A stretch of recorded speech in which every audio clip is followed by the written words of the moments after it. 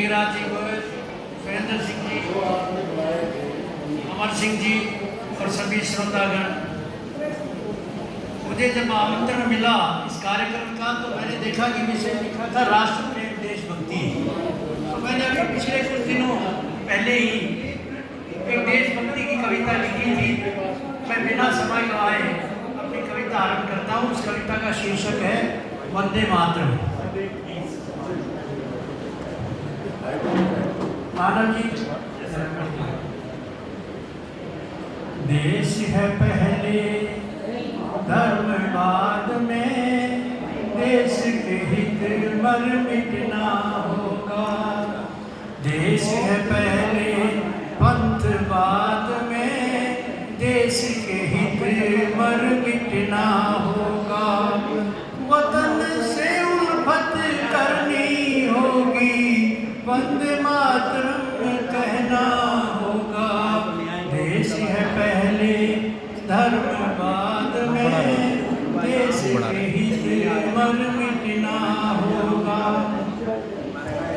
गद्दारी ने गुलाम रखा, गद्दारी ने गुलाम रखा, इससे भी कुछ सबक न सीखा। गद्दारी ने गुलाम रखा, इससे कुछ सबक न सीखा। मुखबिर बने रहे कि ये कविता इतिहास अभी तो बनी हुई है भीड़, अभी तो भीड़ बनी हुई है। देश है पहले धर्म बाद में, देश के हित सम्मान रह रहा है इसलिए बच रहे मिटना सब। होगा। नींव आपको हिला सम्मान दी होता है। अंग्रेजों की, हमें गर्व से नानियों पर। नींव हिला दी अंग्रेजों की, हमें गर्व से नानियों पर। सूली चढ़ते बोले थे जो, उन लफ्जों को रटना होगा। देश है पहले धर्म बाद में, देश के हित मर मिटना होगा। कुर्सी के लालच में जो सौदा करते इस माटी का, कुर्सी के लालच में जो सौदा करते इस माटी का, बीज बोकर विष बेलों के पाप दंश को सहना होगा। देश है पहले धर्म बाद में, देश के हित मर मिटना होगा। आज महिला सशक्तिकरण की बातें बहुत सुनने को मिलती है और सरकार भी बहुत जोर दे रही महिला सशक्तिकरण पर जब आज़ादी का संघर्ष शुरू हुआ था तब महिलाएं खुद सशक्त थी। देशभक्ति, देश प्रेम कितना था उसमें एक छोटा सा उदाहरण देना चाहता हूँ। जब चंद्रशेखर आज़ाद रात को लाहौर की गलियों में पुलिस पीछे और वो आगे भाग रहे थे, नमस्कार। तो चंद्रशेखर आज़ाद ने सोचा कि हम बच नहीं पाएंगे, पकड़े जाएंगे। तो उन्होंने एक दरवाज़ा खटखटा दिया और अंदर मकान से एक गुड़िया निकली। तो चंद्रशेखर आज़ाद ने कहा, भाई मैं चंद्रशेखर आज़ाद हूँ, आप बेटा अंदर आ जाओ। पुलिस पीछे लगी, कोई बात नहीं, अंदर ले गई, उनका खाने का इंतजाम किया, पुलिस आगे चली गई, उनका रहने सहने का इंतजाम किया।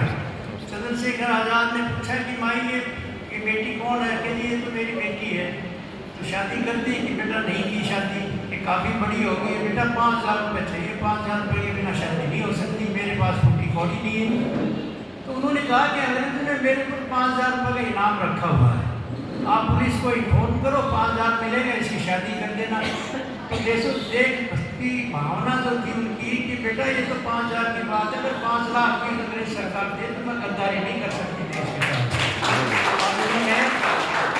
उन्होंने उनका ठहरने का इंतजाम किया। चंद्रशेखर आज़ाद सुबह वक्त से उठे, एक चिट्ठी लिखी, धन्यवाद लिखा उसमें और 5,000 रुपये रख दिए कि इससे बहन की शादी कर देना, और वो चले गए। अभी प्रधानमंत्री जी का संबोधन था 15 अगस्त को, आपने सुना होगा, दुर्गा भाभी का जिक्र किया था।